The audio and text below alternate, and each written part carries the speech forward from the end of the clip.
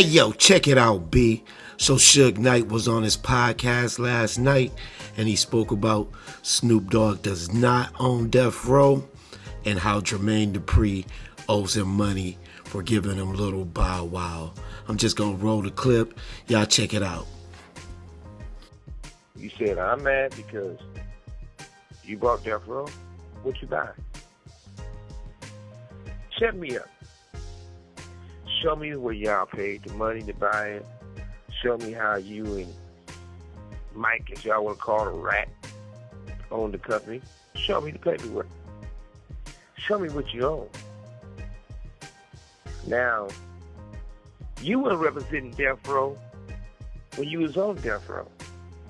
I gave you your label. You had Doggy Style. And I gave you the money to start that label. Remember, you had an artist named Trade E. Trade E, you put out, never paid him. He shoot your house up. He killed the house. Well, he shot the house up. You take the video, take it to the DA. The DA looks at the video, arrests Trade E, who's on Doggy Style, and they tell him, either you're going to get life or you can take a deal for 10 years. Trade E went and took the deal for 10 years, said Assalamu alaikum, became Muslim, and did his time. Now, let's not remember, you was running Def Jam. Did you do anything good for Def Jam? Absolutely not. Now, you want to start something that has nothing to do with you. You're going backwards. You trying to create something that Suge Knight created. But instead of making something big, you disappoint the world by making everything flops. When I put out the Dog Pound, they sold records. You put out on the Dog Pound, they sold nothing. It flopped. You and Andre got together. Andre says it's the best album he ever did in his whole life. Well, we cannot tell because it came and went so fast. Not to mention, you know and I know the truth. But whatever you want to say is your choice. But back to my case, I'm in prison for making sure these dudes didn't go to prison. When you look at Snoop, you got to look at it like this. All the money I paid to the DA, all the money I paid to the PI, after your own homie snitched on you. After I paid the money for Johnny Carkin to represent somebody, this person represents somebody. The bodyguard you had, Malik, a good young man, you ruined that man's life. You know he didn't shoot nobody. He know he didn't shoot nobody. Once I got him to take the case for you, you never spoke to that man again. You didn't give him $1. You burnt him. That's coward. That's bitch shit. You still owe me money. When you turned around and got sued for the civil case, I just found out you never paid my money back. I had to pay some of that for you. You didn't even have an album out. You owe me bread. But you ain't too smart. Because if somebody really owe you, if you really owe somebody, pay that person their money. You're going to spend more money on beefing up security or living, or when I come home, knock on my door, explain to me why you're not going to run me my bread. You don't got to talk tough. We don't got to talk about each other. That gets nowhere. Whoever have a situation, we can have a situation. But one person or 3 or 4 people is not bigger than hip-hop. We should be trying to figure out how to make hip-hop better. Everybody's destroying hip-hop. You guys are making it worse. If they doing streams, and if you do 1 million streams and you only get $300, if that's not a sign of slavery, that's worse than being a slave. Snoop, that's getting raped. without the baby oil. But at the same time, what is to talk about? If you have death row, you destroyed it. You messed up the name. Why you not doing something with no limit? You didn't want to be on death row. You was a no-limit soldier. Weren't you the same guy saying you had to get away from P because P selling drugs, and his own drugs, killed his own daughter? How would I know this if you didn't say this? You didn't say it to me personally. We all know you said it. For doing something against the homie, the last thing I want to see you in handcuffs. I know you can't handle it. I know you can't deal with this, and I don't want to see you in prison. And you're not going to be in prison. Not on my watch. But you know your role, what you participated in. You know your role, what you put up. And for you to still lie and speak on Pop like y'all was friends, it's sad. It's sad to the fact that none of y'all came when he got his start. Nobody did any songs with him when he was gone. When I went to prison, Snoop took Lil Bow Wow to Jermaine Dupri. Jermaine Dupri signed him. But you can't sign him because he had a contract and I got money I paid already. But a lot of people don't know this.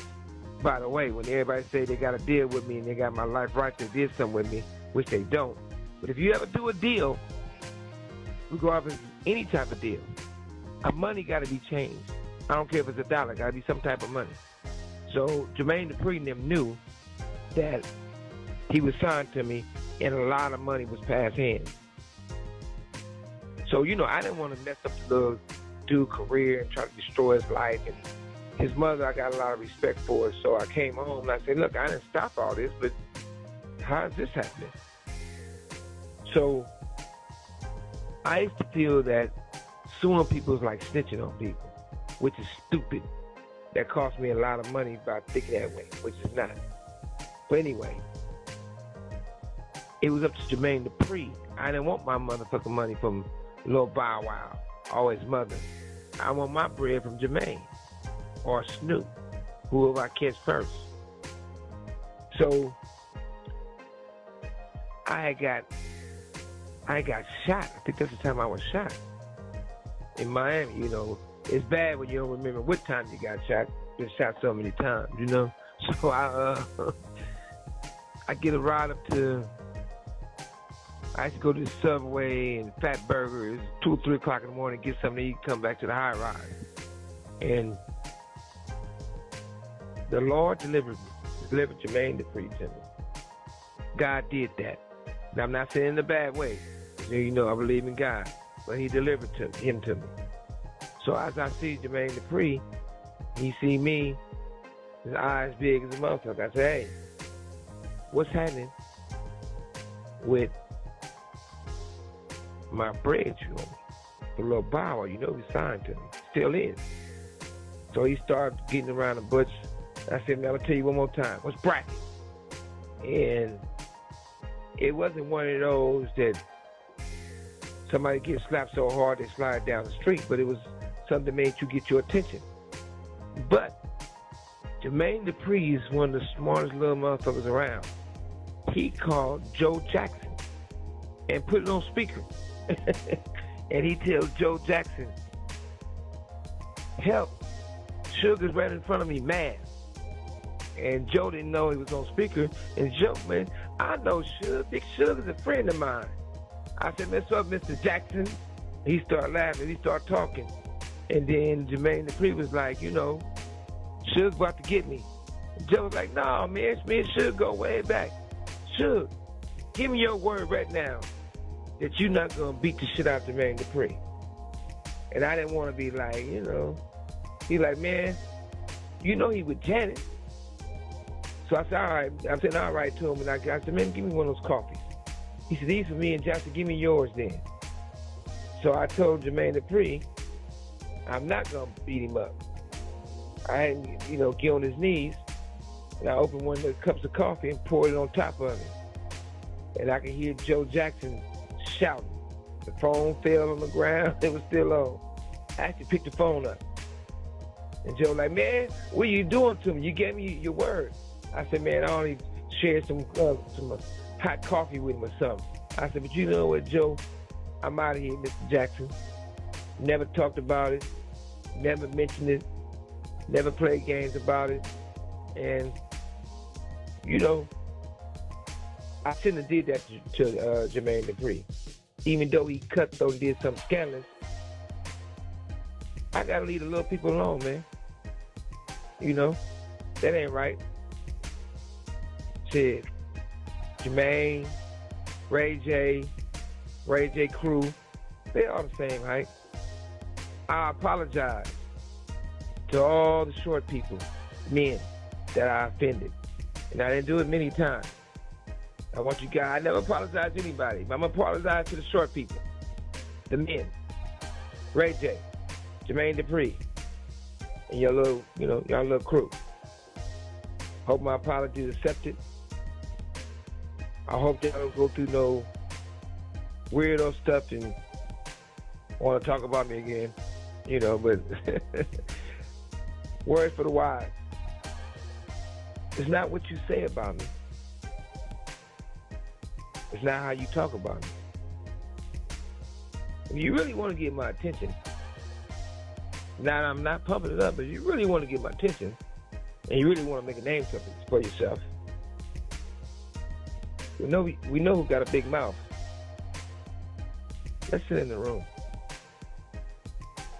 We can all have some understanding. But at the same time, I wish y'all the best. I'm humble. I'm happy. I'm ready to come home. And I'm Suge Knight. And I'm out.